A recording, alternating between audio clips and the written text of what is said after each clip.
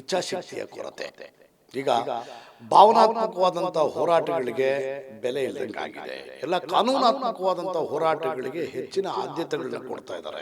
ಸಾರ್ವಜನಿಕರಲ್ಲಿ ಮನವಿ ಮಾಡ್ಕೊಳ್ತೀನಿ, ದಯಮಾಡಿ ಈ ರೀತಿಯಾದಂಥ 4 ಗಂಟೆ ಶೋಗಳಿಗೆ ಸಾಥ್ ಕೊಡೋದಾಗ್ಲಿ ಅಥವಾ 1700, 1500 ತನಕ ಟಿಕೆಟ್ಗಳನ್ನ ಮಾಡ್ತಕ್ಕಂಥದ್ದು ಸಾರ್ವಜನಿಕರು ಖಂಡಿಸಬೇಕು ಅಂತಕ್ಕಂಥದ್ದನ್ನ ಮತ್ತೆ ಸಂಘಟನೆಯವರು ಕೂಡ ಇದನ್ನ ಖಂಡಿಸಬೇಕು ಅಂತ ಹೇಳಿ ನಮ್ಮ ಕರ್ತವ್ಯಗಳನ್ನ ನಾವು ಮಾಡಿದ್ದೀವಿ. ಆದರೆ ಸಾರ್ವಜನಿಕರು, ಸಂಘಟನೆಯವರು ಪ್ರತಿಯೊಬ್ಬರು ಕೂಡ ಇದ್ರ ವಿರುದ್ಧ ಎಚ್ಚೆದ್ದೇಳಬೇಕು ಅಂತ ನಾನು ಕೇಳ್ಕೊಳ್ತೀನಿ. ಒತ್ತಿ ನಿಮ್ಗೆ ಹೇಳ್ತಾ ಇರೋದು, ಪ್ರಾದೇಶಿಕ ಭಾಷೆ ಚಿತ್ರಗಳಿಗೆ ಒತ್ತು ಕೊಡ್ತೀವಿ ಅಂತ ಬಂದು ಪ್ರಾದೇಶಿಕ ಭಾಷೆಗಳ ಚಿತ್ರ ನಡೀತಾ ಇರೋದನ್ನ ಎತ್ತಂಗಡಿ ಮಾಡಿ ಹಾಕ್ತಾ ಇರೋದಿದೆಯಲ್ಲ, ಇದು ಅಕ್ಷಮ್ಯ ಅಪರಾಧ. ಅವರನ್ನ ನೀವು ಸಹಕರಿಸಬೇಡಿ, ಅಸಹಕಾರ ತೋರಿಸಿ. ಅಷ್ಟು ಹಣ ಕೊಟ್ಟು ನೋಡುವಂಥದ್ದು ಏನಿರುತ್ತೆ ಒಂದು. ಎರಡನೇದು, ಸರ್ಕಾರಕ್ಕೆ ಮೋಸ ಆಗ್ತಾ ಇದೆ, ನಿಮ್ಮ ನಿಯಮಗಳನ್ನು ಉಲ್ಲಂಘನೆ ಮಾಡ್ತಾ ಇದ್ದೀರಿ. ಸೊ ಇಂಥವೆಲ್ಲ ಇದ್ದಾಗ ನಿಮ್ಗೆ ಆಟೋಮೆಟಿಕ್ ಆಗಿ ನ್ಯಾಯ ಅನ್ನೋದು ಸಿಗುತ್ತೆ ಮೇಡಮ್.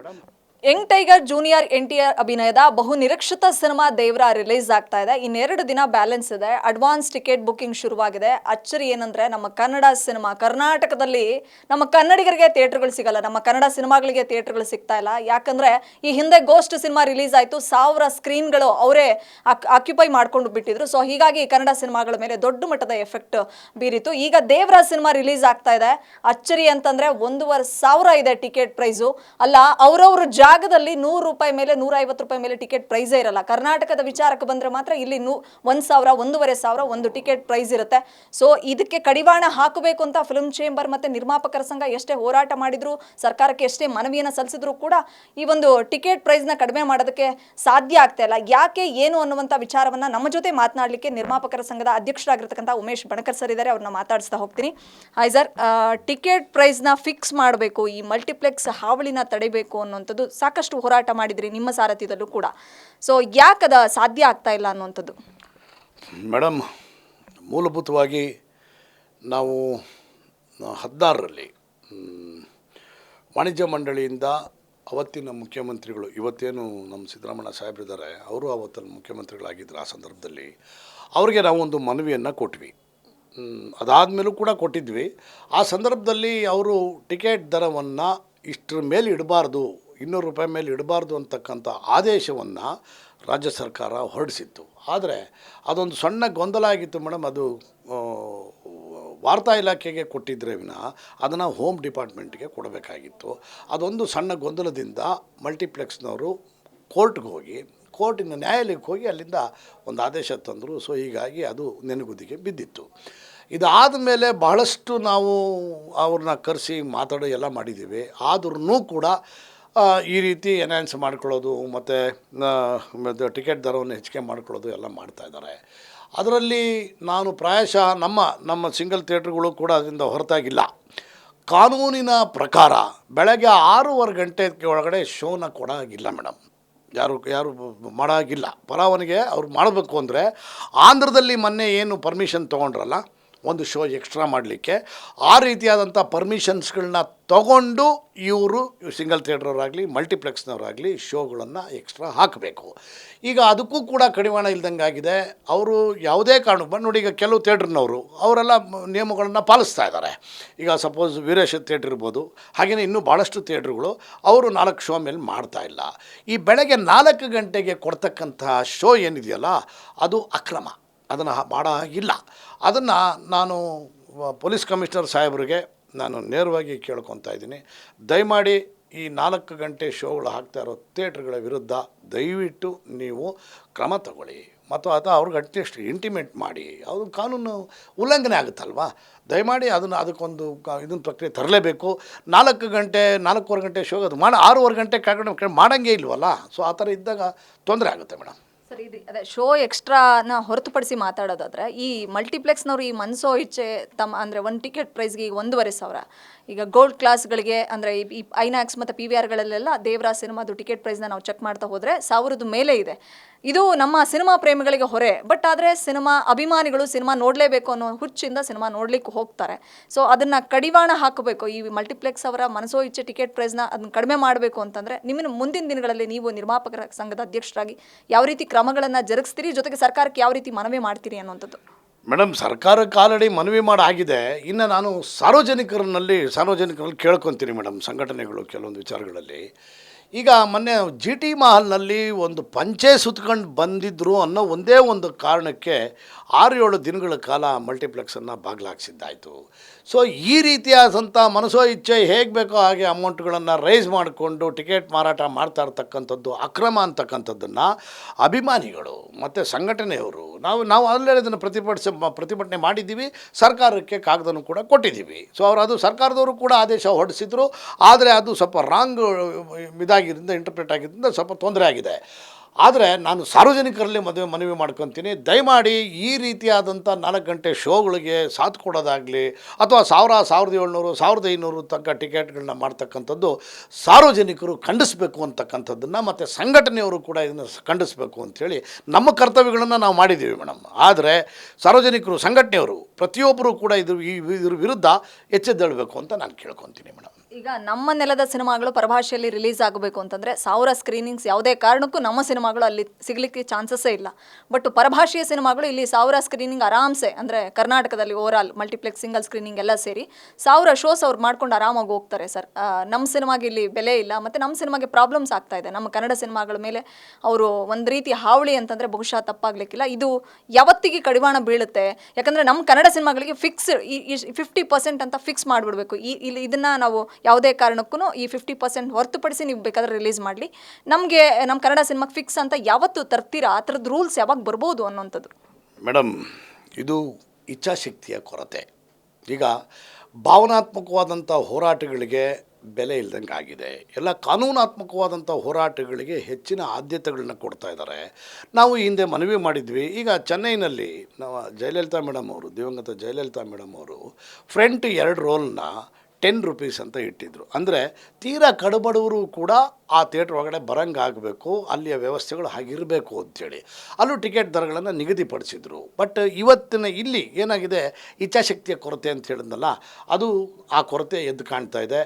ದಯಮಾಡಿ ನಾನು ಪ್ರತಿಯೊಬ್ಬರಲ್ಲೂ ಕೇಳ್ಕೊಳ್ಳೋದು ಏನಪ್ಪ, ಎಲ್ಲ ನೀವು ಸಾರ್ವಜನಿಕರು ಕೇಳ್ಕೊಳ್ಳೇಬೇಕಾಗ್ತದೆ. ಯಾಕಂದರೆ ಇದು ಹೊರೆ ಆಗೋದು ಪರೋಕ್ಷವಾಗಿ ಪ್ರೇಕ್ಷಕರ ಮೇಲೆ.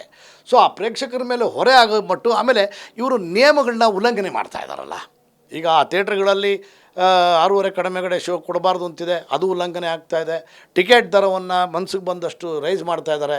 ಇದನ್ನೆಲ್ಲ ಅಕಸ್ಮಾತ್ ಸಾರ್ವಜನಿಕರು ಇದ್ರ ವಿರುದ್ಧ ಪ್ರತಿಭಟನೆ ಮಾಡಿದ್ದೆ ನಿಜ ಆದರೆ ಆಟೋಮೆಟಿಕ್ಕಾಗಿ ಥಿಯೇಟ್ರ್ನವರು ಕೂಡ ಒಂದು ಸ್ಟ್ರೀಮ್ ಲೈನಿಗೆ ಬರ್ತಾರೆ ಅಂತ ನಾನು ಅಂದ್ಕೊಂಡಿದ್ದೀನಿ ಮೇಡಮ್.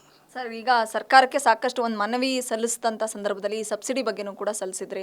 ಸೊ ಅದು ಎಲ್ಲಿವರೆಗೂ ಬಂತು? ಈಗ ಥಿಯೇಟ್ರ್ಗಳ ಮೇಲಿನ ತೆರಿಗೆ ವಿನಾಯಿತಿ ಅದು ಎಲ್ಲಿವರೆಗೂ ಬಂತು?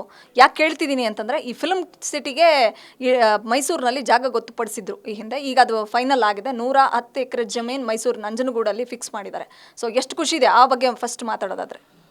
ಮೇಡಮ್, ಸರ್ಕಾರ ಆವತ್ತಿನಿಂದನೂ ಅದು ಆಗ್ತಾನೇ ಇದೆ ಮೇಡಮ್. ಈಗ ಹಸ್ತಾಂತರ ಮಾಡಿದ್ದಾರೆ, ಇದನ್ನು ಮಾಡಬೇಕು ಅಂಥೇಳಿ ಅದನ್ನು ನಾವು ರಾಜ್ಯ ಸರ್ಕಾರಕ್ಕೆ ನಾವು ಅಭಿನಂದನೆಗಳನ್ನ ಸಲ್ಲಿಸ್ತೀವಿ ಮೇಡಮ್.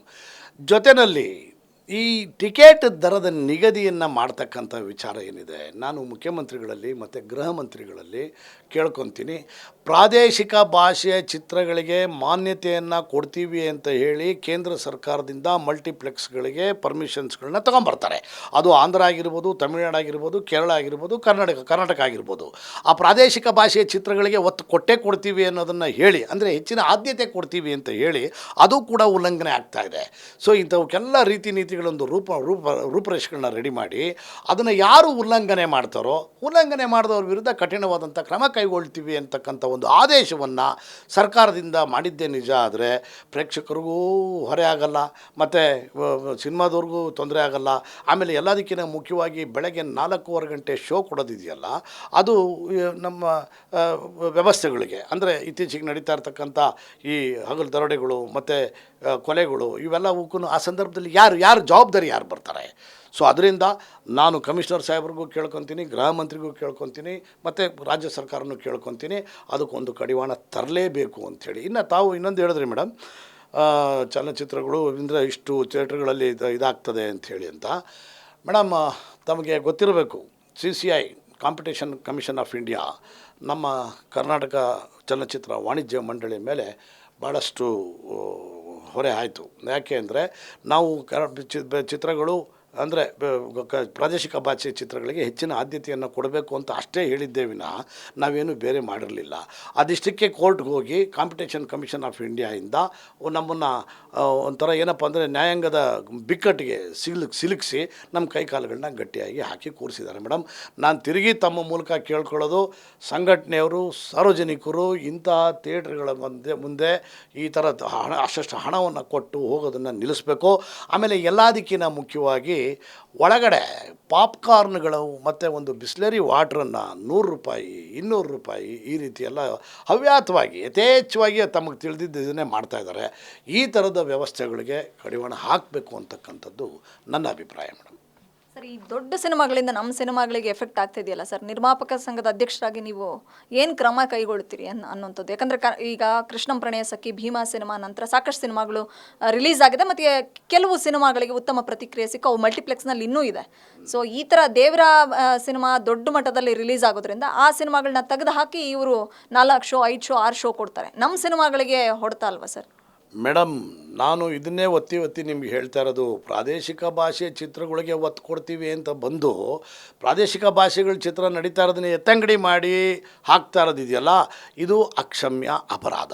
ಸೊ ಇದಕ್ಕೆ ಒಂದು ನಿಯಮವನ್ನು ರಾಜ್ಯ ಸರ್ಕಾರ, ಕೇಂದ್ರ ಸರ್ಕಾರ ಒಂದು ನಿಯಮವನ್ನು ತಂದರೆ ಭಾರತದಾದ್ಯಂತ, ಮೇಡಮ್ ನಾನು ಹೇಳ್ತಾ ಇರೋದು ಬರೀ ಕರ್ನಾಟಕ ಅಲ್ಲ, ಭಾರತದಾದ್ಯಂತ ಏನು ಚಿತ್ರರಂಗ ಗಳಿಕೆಯಲ್ಲಿ ಸೋರಿಕೆ ಕಾಣ್ತಾ ಇದೆ, ಆ ಸೋರಿಕೆ ಹೆಚ್ಚಳ ಆಗುತ್ತೆ. ಆಮೇಲೆ ಎಲ್ಲದಕ್ಕಿಂತ ಮುಖ್ಯವಾಗಿ ರಾಜ್ಯ ಸರ್ಕಾರಕ್ಕೆ GST ಮೂಲಕ, ತೆರಿಗೆ ಮೂಲಕ ಹೆಚ್ಚಿನ ಹಣನೂ ಕೂಡ ಬರುತ್ತಲ್ಲ ಮೇಡಮ್.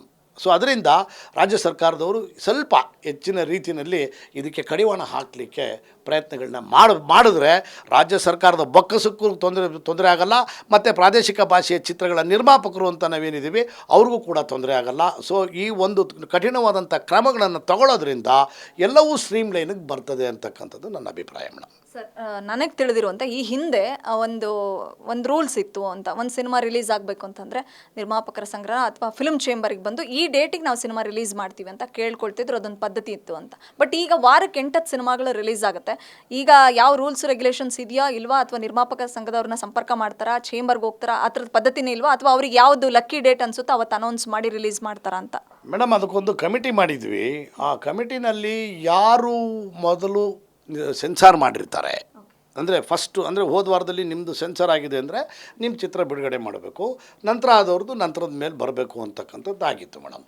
ಸೊ ಅದು ಕೊನೆಗೆ ಕೆಲವರೆಲ್ಲ ಏನಪ್ಪ ಅಂದರೆ, ಇಲ್ಲ ನಮ್ಗೆ ಯಾಕೆ ಕಡಿವಾಣ ಹಾಕ್ತೀರಿ, ನಮಗೆ ಬಡ್ಡಿ ಕಟ್ತೀವಿ, ನಮಗೆ ಗುರುಗಳು ಹೇಳಿದ್ದಾರೆ, ಶಾಸ್ತ್ರದವ್ರು ಹೇಳಿದ್ದಾರೆ, ಈ ಡೇಟಲ್ಲಿ ರಿಲೀಸ್ ಆದರೆ ಮಾತ್ರ ಅಂಥೇಳಿ ಒಂಥರ ಎಮೋಷ್ನಲ್ ಬ್ಲಾಕ್ ಮೇಲ್ ಅಂದ್ರೂ ಕೂಡ ಪರವಾಗಿಲ್ಲ. ಆ ರೀತಿಯಾಗಿ ಆ ಡೇಟಲ್ಲಿ ನಮ್ಮ ಸಿನಿಮಾ ರಿಲೀಸ್ ಆಗದೆ ಹೋದರೆ ಮುಂದಿನ ದಿನಗಳಲ್ಲಿ ನಿಮಗೆ ತುಂಬ ಕೆಟ್ಟ ದಿನಗಳಿದ್ದಾವೆ, ನಿಮ್ಮ ಚಿತ್ರ ಹಾಗಾಗುತ್ತೆ ಹೀಗಾಗುತ್ತೆ ಅಂತ ಗುರುಗಳು ಹೇಳ್ಬಿಟ್ರು, ಸ್ವಾಮಿಗಳು ಹೇಳ್ಬಿಟ್ರು, ಅದು ನಮ್ಮ ಜಾತಕದಲ್ಲಿ ಹೀಗಿದೆ ಹಾಗಿದೆ ಅಂಥೇಳಿ ಒಂಥರ ಅದು ಹೇಳಿದ್ನಲ್ಲ ಎಮೋಷ್ನಲ್ ಬ್ಲಾಕ್ ಮೇಲಲ್ಲಿ ನಮ್ಮನ್ನು ತಿರುಗಿ ಅದು ಆ ಕಮಿಟಿನ ಅಲ್ಲಿಗೆ ಸ್ಥಗಿತವಾಯಿತು.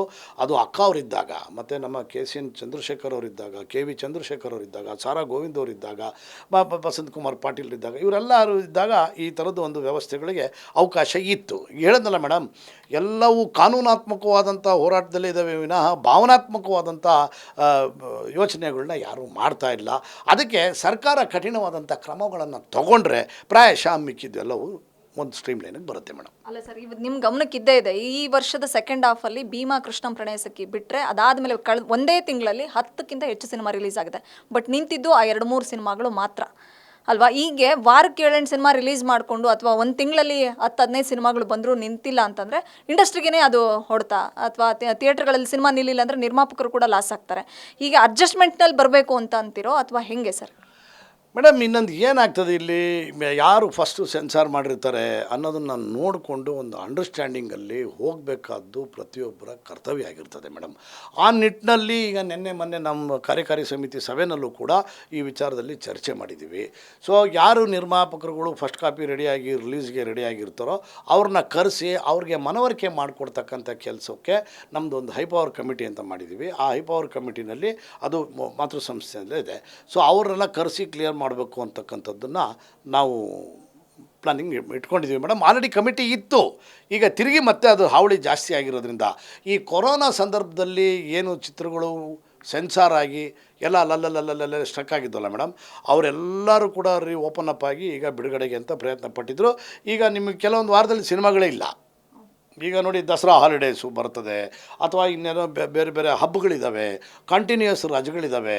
ಮೊನ್ನೆ ಇದಿತ್ತು, ಅದು ಕ್ರಿಶ್ಚಿಯನ್ಸ್ದು ಇದಿತ್ತಲ್ಲ, ಅದು ಅದು ಒಂದು ಹಬ್ಬ ಇತ್ತಲ್ಲ, ಕ್ರಿಸ್ಮಸ್ಸು. ಆ ಟೈಮಲ್ಲಿ ರಜೆಗಳಿರ್ತವೆ ಅನ್ನೋ ಒಂದು ಕಾರಣಕ್ಕೆ ಎಲ್ಲ ಒಂದೇ ಸರಿಗೆ ಬರ್ತಾ ಇದ್ದಾರೆ. ಅದನ್ನು ಈಗ ನಾವು ಅವ್ರಿಗೆಲ್ಲ ಕೂತ್ಕೊಂಡು ಮನವರಿಕೆ ಮಾಡೋ ಕೆಲಸ ಮಾಡ್ತಾಯಿದ್ದೀವಿ ಮೇಡಮ್, ಮಾಡ್ತೀವಿ ಮೇಡಮ್. ಸರ್, ನಂದು ಕೊನೆಯ ಪ್ರಶ್ನೆ, ನಿಮ್ಮ ಬೇಡಿಕೆಗಳು ನಿರ್ಮಾಪಕರ ಹೊಸ ಸಂಘಟನೆ ಅಥವಾ ನಿರ್ಮಾಪಕರ ಸಂಘದ ಉದ್ಘಾಟನೆ ಆದಾಗ, ಹೊಸ ಸಂಸ್ಥೆದು CM ಅವರು ಉದ್ಘಾಟನೆ ಮಾಡಿದ್ರು ಬಂದು, ಆ ಟೈಮಲ್ಲಿ ಒಂದಿಷ್ಟು ಬೇಡಿಕೆಗಳನ್ನು ಇಟ್ಟಿದ್ರಲ್ವ, ಈ ಸಬ್ಸಿಡಿ ಇರಲಿ, ತೆರಿಗೆ ವಿನಾಯಿತಿ ಇರಲಿ, ಅಥವಾ ಫಿಲ್ಮ್ ಸಿಟಿ ನಿರ್ಮಾಣ ಇರಲಿ, ಅದಕ್ಕೂ ಮೀರಿ ಇನ್ನೊಂದಿಷ್ಟು ಬೇಡಿಕೆಗಳು ಇಟ್ಟಿದ್ರಿ. ಯಾವುದೆಲ್ಲ ಅದರಲ್ಲಿ ಸಕ್ಸಸ್ ಆಯಿತು ಅಂತ? ಮೇಡಮ್, ಈಗ ಅವತ್ತು ಬಂದಂಥ ಸಂದರ್ಭದಲ್ಲಿ ತಾವು ತಮ್ಮ ಮಾಧ್ಯಮದವರೆಲ್ಲ ಇದ್ರಿ. ಅವತ್ತು ನಾವು ಇಟ್ಟದ್ದಂಥದ್ದು ಮೂಲ ನಮಗೆ ಮೈಸೂರಿನ ಫಿಲಮ್ ಸಿಟಿ ವಿಚಾರ. ಅದನ್ನು ಈಗ 110 ಎಕರೆ ಹಸ್ತಾಂತರ ಮಾಡಾಗಿದೆ. ಇನ್ನು ಅದಾದ ಮೇಲೆ ನಮ್ಮ ಅಧ್ಯಕ್ಷರು ಯಾರು NM ಸುರೇಶ್ ಅವರು ಅವಿರತವಾಗಿ ವಾರ್ತಾ ಇಲಾಖೆಯವ್ರನ್ನ ಸಂಪರ್ಕ ಮಾಡಿ ಆ 4 ವರ್ಷದ ಏನು ಸಬ್ಸಿಡಿ ಮತ್ತು ಅವಾರ್ಡ್ಗಳು ನೆನೆಗುದಿಗೆ ಬಿದ್ದಿದ್ವು, ಅದಕ್ಕೆ ಕಮಿಟಿ ರಚನೆ ಮಾಡಿ ಸಿನಿಮಾಗಳನ್ನ ನೋಡ್ತಾ ಇದ್ದಾರೆ ಮೇಡಮ್. ಅದು ಎನಿ ಮೂಮೆಂಟ್ ಅದು ಫೈನಲೈಸ್ ಆಗುತ್ತೆ. ಫೈನಲೈಸ್ ಆದಮೇಲೆ ಅದರದ್ದು ಲಿಸ್ಟು ಓಪನ್ ಅಪ್ ಆಗುತ್ತೆ. ಮೊನ್ನೆ ಮುಖ್ಯಮಂತ್ರಿಗಳು ತಮಗೆ ಗೊತ್ತಿರೋ ಹಾಗೆಯೇ ಮಾಧ್ಯಮದ ಮೂಲಕ ಎಲ್ಲ ಹೇಳಿದರು, ನಿಮ್ಮೆಲ್ಲ ಬೇಡಿಕೆಗಳನ್ನೂ ನಾವು ಕ್ಲಿಯರ್ ಮಾಡ್ತೀವಿ ಅಂತೇಳಿ ಅಂತ. ಅದರ ಪ್ರಕಾರ ಅವರು ಅದಕ್ಕೂ ಚಾಲನೆ ಕೊಟ್ಟಿದ್ದಾರೆ ಮೇಡಮ್. ಇನ್ನು ಉಳಿದ ಹಾಗೆ ತೆರಿಗೆಗೆ ಸಂಬಂಧಪಟ್ಟಿದ್ದನ್ನು ಅಧಿಕಾರಿಗಳ ಜೊತೆಯಲ್ಲಿ ಚರ್ಚೆ ಮಾಡ್ತಾ ಇದ್ದಾರೆ. ಆಮೇಲೆ ಸೆಸ್ ವಿಚಾರನೂ ಕೂಡ ಮರುಪರಿಶೀಲನೆ ಮಾಡಬೇಕು, ಸಾಧ್ಯವಾದರೆ ಅದನ್ನು ತೆಗೆದೇ ಹಾಕಬೇಕು ಅಂತಕ್ಕಂಥ ವಿಚಾರ ನಡೀತಾ ಇದೆ ಮೇಡಮ್. ಅದ್ರದ್ದು ಕೂಡ ಮೊನ್ನೆ ಮಾತುಕತೆ ಆಗಿದೆ. ಸೊ ಆಲ್ಮೋಸ್ಟು ಒಂದು UFO ಕ್ಯೂಬ್ದು ಸರ್ಕಾರಕ್ಕೆ ಸಂಬಂಧಪಟ್ಟಿದ್ದಲ್ಲ ಮೇಡಮ್, ಅದು ನಮ್ಮ ಆಂತರಿಕ ವಿಚಾರ. ಅದನ್ನು UFO ಕ್ಯೂಬ್ ಅವ್ರನ್ನೂ ಕರೆದು ಕೂಡ ಮಾತಾಡಿದ್ದೀವಿ. ಅವರು ಕೂಡ ನಮ್ಮ ಜೊತೆಯಲ್ಲಿ ಸ್ಪಂದಿಸಿದ್ದಾರೆ. ಅದನ್ನು ಎನಿ ಮೂಮೆಂಟ್ ನಾವು ಅವ್ರಿಗೆ ಅದನ್ನು ಸ್ವಲ್ಪ ರೇಟ್ನ ಕಡಿಮೆ ಮಾಡಿಸೋದಾಗಲಿ, ಅಥವಾ ಮಾತೃ ಸಂಸ್ಥೆಯಿಂದನೋ ಅಥವಾ ನಮ್ಮ ನಿರ್ಮಾಪಕರ ಸಂಘದಿಂದನೇನೋ ನಾವು ಒಂದು ಸರ್ವಿಸ್ ಪ್ರೊವೈಡರ್ ಅಂದರೆ UFO ಕ್ಯೂಬು, ಸ್ಕ್ರ್ಯಾಬಲ್ಲು ಮತ್ತು ಸರ ಇವೆಲ್ಲ ಏನಿದೆ, ಆ ಥರ ನಮ್ಮದು ಕೂಡ ಒಂದು ಸಂಸ್ಥೆಯನ್ನು ಮಾಡಿಕೊಂಡು ಅದರ ಮೂಲಕ ಎಲ್ಲ ನಿರ್ಮಾಪಕರುಗಳಿಗೆ ಹೆಚ್ಚಿನ ಹೊರೆ ಆಗದಂಗೆ ಕಡಿಮೆ ಮಾಡ್ಕೋಬೇಕು ಅನ್ನೋದನ್ನು ಕೂಡ ನಾವೇ ಮಾಡಬೇಕು ಅನ್ನೋದನ್ನು ಕೂಡ ಇಟ್ಕೊಂಡಿದ್ದೀವಿ. ಜೊತೆಯಲ್ಲಿ ಈಗ ಅಪ್ಲೋಡಿಂಗ್ ಚಾರ್ಜಸ್ಸು ಮತ್ತು ಅಪ್ಲೋಡಿಂಗಿಗೆ ನಾವು ಇಲ್ಲಿಂದ ಚೆನ್ನೈಗೆ ಹೋಗಬೇಕು ಮೇಡಮ್ ಸಿನಿಮಾಗಳನ್ನ ಅಪ್ಲೋಡ್ ಮಾಡೋದಕ್ಕೆ. ಅದಕ್ಕೆ ಬೆಂಗಳೂರಿನಲ್ಲೇ ಅಪ್ಲೋಡಿಂಗು ವ್ಯವಸ್ಥೆಗಳನ್ನು ತಾವು ಸ್ಥಾಪನೆ ಮಾಡಬೇಕು ಅಂತಕ್ಕಂಥ ಬೇಡಿಕೆಯನ್ನು ಅಷ್ಟೂ ಜನ ಸರ್ವಿಸ್ ಪ್ರೊವೈಡರ್ಸ್ಗೂ ಇಟ್ಟಿದ್ದೀವಿ. ಅವರು ಅದಕ್ಕೆ ಸಕಾರಾತ್ಮಕವಾಗಿ ಸ್ಪಂದಿಸಿದ್ದಾರೆ. ಎನಿ ಮೂಮೆಂಟ್ ಆ ಕೆಲಸ ಆಗುತ್ತೆ ಮೇಡಮ್. ಸರ್ಕಾರ ಆಲ್ಮೋಸ್ಟ್ ನಮ್ಮ ಎಲ್ಲ ಬೇಡಿಕೆಗಳಿಗೂ ಕಡಿಮೆ ಇದಾಕಿದೆ, ಏನು ಬೇಡಿಕೆ ಈಡೇರಿಸಿದ್ದಾರೆ. ಇನ್ನೂ ಒಂದು 2-3 ಇದ್ದಾವೆ ಮೇಜರು. ಸ್ವಲ್ಪ ಎಲ್ಲ ಸರ್ಕಾರದ ಅಲ್ಲೋಲ ಪರಿಸ್ಥಿತಿಯಿಂದಾಗಿ ಸ್ವಲ್ಪ ನೆನೆಗುದಿಗೆ ಬಿದ್ದಿದೆ. ಅದಾಗುತ್ತೆ ಮೇಡಮ್, ತೊಂದರೆ ಇಲ್ಲ. ಸರ್, ನಂದು ಕೊನೆಯ ಪ್ರಶ್ನೆ, ಈಗ ನಿಮ್ಮ ಪ್ರಕಾರ ಕನ್ನಡ ಚಿತ್ರಗಳಿಗೆ ಅನ್ಯಾಯ ಆಗ್ತಿರೋದಂತೂ ಸತ್ಯ. ಯಾಕಂದರೆ ಪರಭಾಷಾ ಸಿನಿಮಾ ಹಾವಳಿಯಿಂದ ಹಿಂದೆ ಡಬ್ಬಿಂಗ್ ಸಿನಿಮಾಗಳೇ ರಿಲೀಸ್ ಆಗಬಾರ್ದು ಅಂತ ಇತ್ತು. ಇವಾಗ ಪ್ಯಾನ್ ಇಂಡಿಯಾ ಸಿನಿಮಾ ಕಲ್ಚರ್ ಬಂದುಬಿಟ್ಟು ಈಗ ಎಲ್ಲ ಸಿನಿಮಾಗಳು ಎಲ್ಲ ಕಡೆನೂ ರಿಲೀಸ್ ಆಗ್ಬೋದು. 1000 ಸ್ಕ್ರೀನಿಂಗ್ಗಳಲ್ಲಿ ನನಗೆ ಅದು ಪರ್ಟಿಕ್ಯುಲರಾಗಿ ಆನ್ಸರ್ ಬೇಕು. 1000 ಸ್ಕ್ರೀನ್ಸಲ್ಲಿ ದೇವರ ಸಿನಿಮಾ ರಿಲೀಸ್ ಆಗ್ತಿರೋದ್ರಿಂದ ನಮ್ಮ ಕನ್ನಡ ಸಿನಿಮಾಗಳು ಎತ್ತಂಗಡಿ ಆಗುತ್ತೆ. ಇಲ್ಲಿ ದಬ್ಬಾಳಿಕೆ ಆಗ್ತಾ ಇದೆ ಮತ್ತು ಕನ್ನಡ ಸಿನಿಮಾಗಳ ಮೇಲೆ ಸಿನಿಮಾಗಳಿಗೆ ಹೊಡೆತ ಬೀಳುತ್ತೆ. ನೀವು ಹೇಳಿದ್ದು ಸಾರ್ವಜನಿಕರೇ ಆಕ್ರೋಶವನ್ನು ವ್ಯಕ್ತಪಡಿಸಬೇಕು, ನಾವು ಏನೇನು ಮಾಡಬೇಕು ಎಲ್ಲ ಪ್ರಯತ್ನ ಮಾಡಿಬಿಟ್ಟಿದ್ದೀವಿ, ಇನ್ನೇನಿದ್ರು ಸಾರ್ವಜನಿಕರು ಆಕ್ರೋಶ ವ್ಯಕ್ತಪಡಿಸೋದೊಂದೇ ದಾರಿ ಅಂತನಾ ಅಥವಾ ಹೇಗೆ ಸರ್? ಸಾರ್ವಜನಿಕರು ಆಕ್ರೋಶ ಪಡಿಸ್ಬೇಕು ಅಂತ ನನ್ನ ಆಕ್ರೋಶದ ವಿಚಾರ ಹೇಳಿಲ್ಲ ಮೇಡಮ್. ಅವ್ರನ್ನ ನೀವು ಸಹಕರಿಸಬೇಡಿ, ಅಸಹಕಾರ ತೋರಿಸಿ. ಅಷ್ಟು ಹಣ ಕೊಟ್ಟು ನೋಡೋ ಅಂಥದ್ದು ಏನಿರುತ್ತೆ ಒಂದು. ಎರಡನೇದು, ಸರ್ಕಾರಕ್ಕೆ ಮೋಸ ಆಗ್ತಾಯಿದೆ, ನಿಮ್ಮ ನಿಯಮಗಳನ್ನು ಉಲ್ಲಂಘನೆ ಮಾಡ್ತಾಯಿದ್ದೀರಿ. ಸೊ ಇಂಥವೆಲ್ಲ ಇದ್ದಾಗ ನಿಮ್ಗೆ ಆಟೋಮೆಟಿಕ್ಕಾಗಿ ನ್ಯಾಯ ಅನ್ನೋದು ಸಿಗುತ್ತೆ ಮೇಡಮ್. ಬಟ್ ನಾನು ಹೇಳಿದ್ನಲ್ಲ, ಆಕ್ರೋಶ ಅಲ್ಲ, ಅಸಹಕಾರ ಸಾರ್ವಜನಿಕರಲ್ಲಿ ನಾನು ಕೇಳ್ಕೊತಾ ಇರೋದು. Yes, thank you so much sir, ಒಳ್ಳೆಯದಾಗಲಿ. Thank you so much. ಇದಿಷ್ಟು ನಿರ್ಮಾಪಕರ ಸಂಘದ ಅಧ್ಯಕ್ಷರಾಗಿರ್ತಕ್ಕಂಥ ಉಮೇಶ್ ಬಣಕರ್ ಸರ್ ಅವರ ಮಾತುಗಳಾಗಿತ್ತು. ಬೆಂಗಳೂರಿನಿಂದ ಕ್ಯಾಮ್ರಾ ಪರ್ಸನ್ ಪಂಪಾಪತಿ ಜೊತೆ Vishalakshi, entertainment bureau, guarantee news. Guarantee news, ಸುದ್ದಿ ಖಚಿತ, ನ್ಯಾಯ ನಿಶ್ಚಿತ.